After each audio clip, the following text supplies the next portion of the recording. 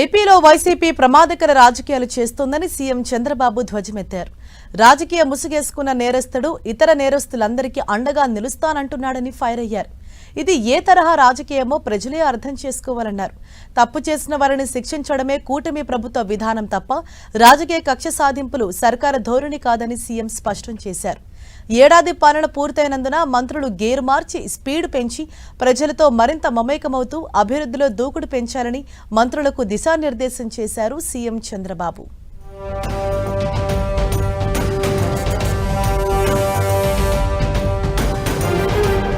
AP సచివాలయంలో మంత్రివర్గ సమావేశం ముగిసిన అనంతరం ముఖ్యమంత్రి చంద్రబాబు సహచర మంత్రులతో తాజా రాజకీయ పరిణామాలపై చర్చించారని సమాచారం.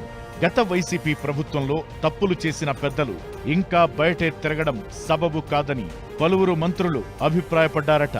ఏ తప్పు చేయకుండానే టీడీపీ నాయకుల్ని గత ప్రభుత్వం జైలుకు పంపిందని మంత్రి సంధ్యారాణి గుర్తు చేశారట. అయితే తప్పు చేసిన వారు శిక్ష నుంచి తప్పించుకోలేరని చంద్రబాబు స్పష్టం చేశారు. వైసీపీ ప్రభుత్వంలో టీడీపీ నేతలను అన్యాయంగా వేధించారని, కానీ కూటమి ప్రభుత్వం వేధించడం సరికాదని, గత ప్రభుత్వ అవినీతి అక్రమాలపై పారదర్శక విచారణ జరుగుతోందన్నారు. నేరం రుజువయ్యాక ఎంతటి వారైనా ఉపేక్షించేది లేదని సీఎం చంద్రబాబు తెలిపారు.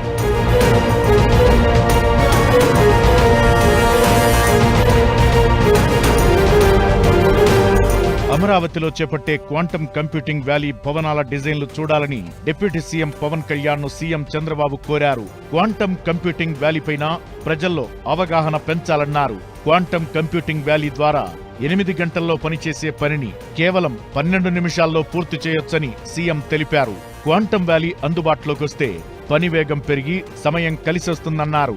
పోలవరం బనకచెర్ల అనుసంధానం ప్రాజెక్టుపై కేంద్రం నుంచి సానుకూల స్పందన వస్తుందని సీఎం మంత్రులతో అన్నారు. ఈ ప్రాజెక్టుకు నిధుల సమీకరణ జరుగుతోందన్నారు. P4ను సక్రమంగా అమలు చేసేందుకు ప్రతి నియోజకవర్గంలో ఒక కార్యాలయం ఉండాలని సీఎం చంద్రబాబు అభిప్రాయపడ్డారు. ఈ నెల 15వ తేదీన తిరుపతిలో సినీ తారలతో యోగా కార్యక్రమం చేపట్టేందుకు సన్నాహాలు చేస్తున్నట్టు సీఎం వెల్లడించారు. తుని రైలు దగ్ధం కేసు అంశంపై మంత్రివర్గంలో ప్రస్తావనకు వచ్చింది. ప్రతి జీవోను జాగ్రత్తగా గమనించాలని, పొరపాటు జరిగాక సరిదిద్దుకోవటం కంటే ముందే జాగ్రత్త పడాలని సూచించారు.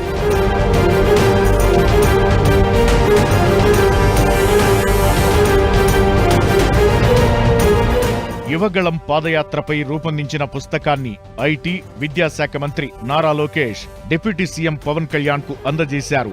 మంత్రివర్గ సమావేశం సందర్భంగా అమరావతి సచివాలయంలో పుస్తక ప్రతిని పవన్ కు అందజేశారు.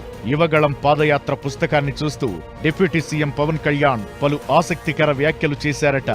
నారా లోకేష్ పాదయాత్ర కూటమి ప్రభుత్వం అధికారంలోకి రావడానికి కీలకమైందని వ్యాఖ్యానించారు.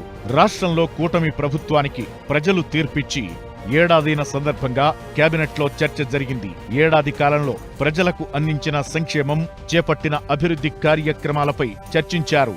ఎన్నికల్లో ఇచ్చిన మెజారిటీ హామీలు ఏడాదిలోగా అమలు చేశామని మంత్రులు అభిప్రాయపడ్డారు. బల్లలు చరుస్తూ కేబినెట్ సహచరులు పరస్పరం అభినందనలు తెలుపుకున్నారు. మంత్రులు మరింత సమర్థంగా పనిచేయాలని సూచించారు. ప్రజా సమస్యల పరిష్కారమే మన ఎజెండా కావాలని పిలుపునిచ్చారు. మరింత దూకుడు పెంచి ప్రజల్లో మమేకం కావాలని దిశానిర్దేశం చేశారు. పవన్ కళ్యాణ్తో సీఎం చంద్రబాబు విడిగా కొద్దిసేపు ఏకాంతంగా మాట్లాడినట్లు సమాచారం.